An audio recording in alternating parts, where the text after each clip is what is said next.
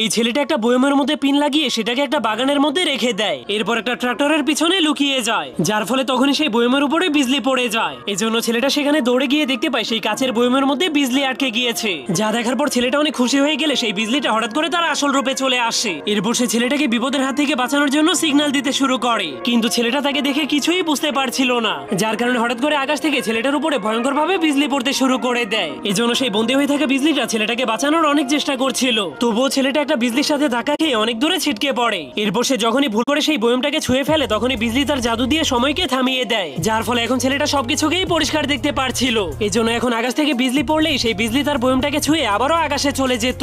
যা দেখার পর ছেলেটা বুঝতে পারে তার বন্দী করে রাখা বিজলিটা তার জীবন বাঁচানোর চেষ্টা করছে। এজন্য সে অনেক খুশি হয়ে বয়মের মুখ খুলে সেই বিজলিটাকে মুক্ত করে দেয়। তখন সেই বিজলিটা তাকে বাই বলে ফুল স্পিডে সেখান থেকে চলে যায়। এজন্য সে চলে যাওয়ার কারণে ছেলেটার মনটা অনেক খারাপ হয়ে যায়। কিন্তু তখনই হঠাৎ করে আকাশে অনেকগুলো বিজলির বম ফুটতে শুরু